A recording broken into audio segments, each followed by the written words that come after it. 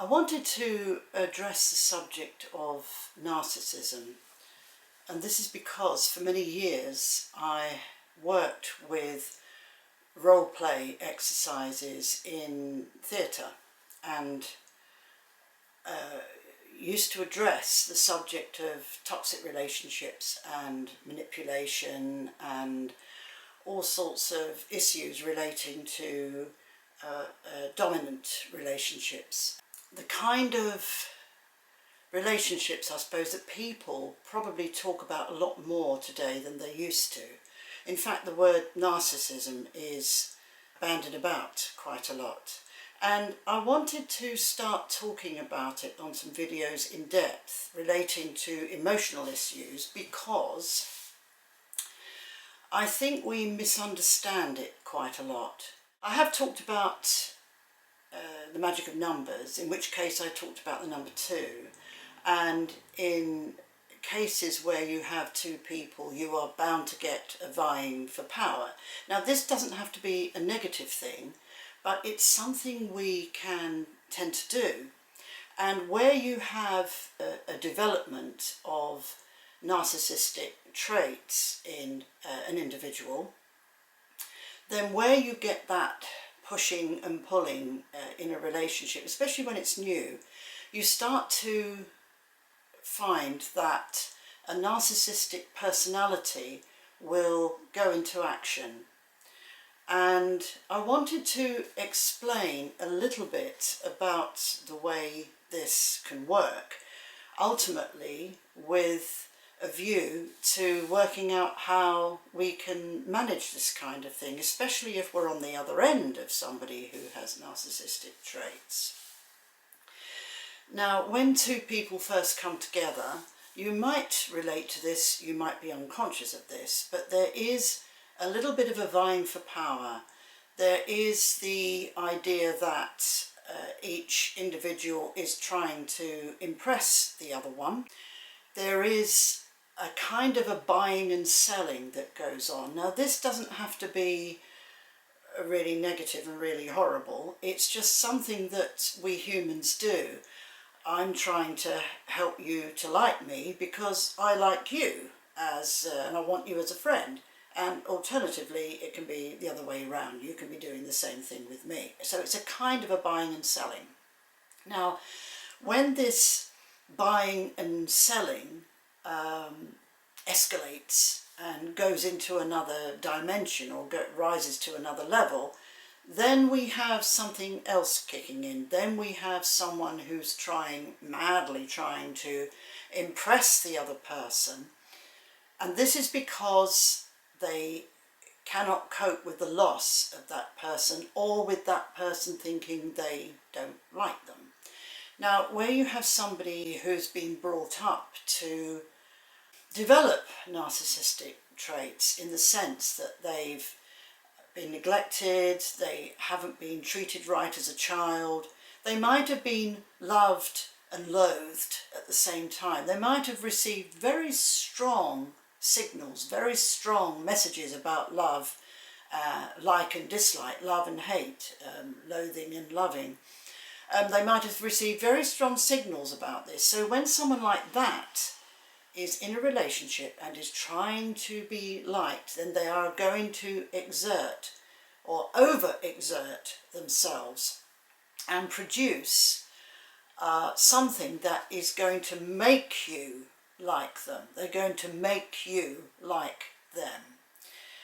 And that puts in place a system in the relationship that is going to move very steadily, or sometimes quickly, it all depends on the individuals, towards a narcissistic or toxic relationship. Now, most narcissistic relationships begin with what a lot of people refer to as a golden era, where it's all wonderful, it's all beautiful, everybody is loving and giving to each other. But what isn't recognised is the fact that that itself has to develop into something. This wonderful, rosy, heavenly, golden period that we might experience with another person when we're in a relationship with somebody. It can be a friendship, can be a romantic relationship, it can be anything. But when we're in the middle of that, we think, oh, this is wonderful, I want to see this person again, I love talking to this person, I love spending time with this person, we do all sorts of things together, whatever. Now, when it develops, when it goes on, in a normal relationship, it will start to settle, if you like. The wonder and the thrill and the excitement of a new relationship usually settles down, and it usually gets into a kind of a rhythm where each person can depend upon the other, each person starts to look out for the other, each person values the other. In a narcissistic relationship, that is only going to happen if the person who exhibits the narcissistic traits is able to use that kind of scenario to continue the relationship at a pace which they can handle. Now, I say this because when you go on to have that other stage of development, that settling down, a person with narcissistic traits cannot manage that at all. It's not within their memory. Having somebody loving them isn't within their memory without having somebody loathing them. So there's this friction, this conflict that they have internalized, and they in turn will project that onto the other party, the other person they're involved with. So how can you tell how this is going to happen? How can you tell it's going to develop into this? Well, you can't. There's no way you can tell whether somebody is going to do this unless you're very, very experienced, and unless you clock up some signs where the person with the narcissistic traits may ignore you, they may have a bit of a mood, they may turn on you suddenly, they may exhibit a few things that you think, why are they doing that? I don't feel as if I've done anything to warrant that. And it's up to you to clock these things and shelve them. Now, we can't all think that because somebody behaves in a strange way, suddenly, that they're going to exhibit narcissistic traits and we're going to develop this great toxic relationship and it's all going to turn sour and it's all going to be awful. We can't assume that. What we have to do is to take small steps. We have to observe, watch, listen, dictation, as we say in my culture, observe what's going on and work out how drastic this is, work out how sudden this is, work out whether that person has had something happen maybe in their day that's just caused them to be in a bad mood or caused them to say something nasty to you. You've got to observe and manage this as you go along. Then, if the incidents start to clock up a little too much, and if you have given your love to someone, your affection, your friendship, and suddenly there are strange comments, strange behaviour, cold shoulders coming at you, then that's the time to say, wait a minute, let's press the pause button and let's just think about this, let's see where this is going.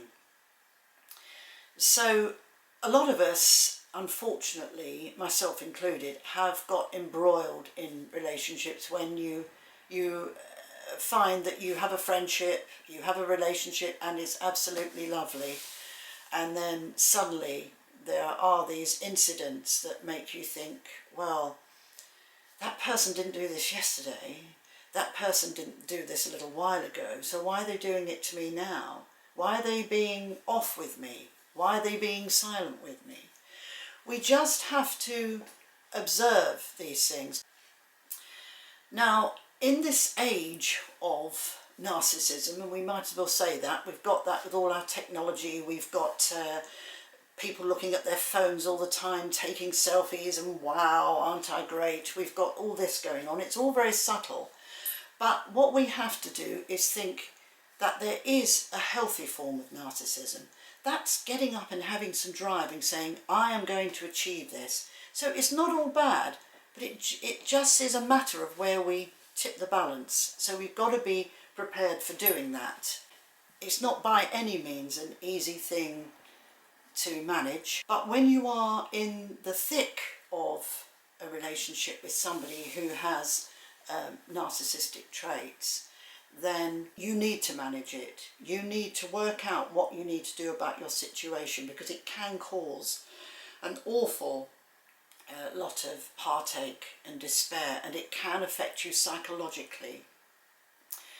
So anyway, I'm introducing this idea that we can look at narcissistic traits with a view to managing them, with a view to understanding what it is like to be in a relationship with somebody who has narcissistic traits, what to do about it, but overall how to understand what narcissism is. And I should be talking a lot more about this because I've studied it over many, many years, and I think that we all deserve an opportunity to solve these toxic relationships we might get into and recognise them. It's a little bit of a toxic world psychologically, especially in the Western world at the moment. So we really need to get a handle on this, and we really need to work out exactly how we can manage it. Have a look at your own relationships, have a look at what is going on in your life, and come back and look at some of these videos, because I shall have a more interesting take on the idea of narcissism as we go along. I shall bring in folk characters. I shall bring in all sorts of things to help us to get that wider angle on it all, and so that we can see beyond that horizon and hopefully help ourselves live a more comfortable life. So keep in touch, keep attuned, and I'll see you again very soon. Thanks for listening. Bye.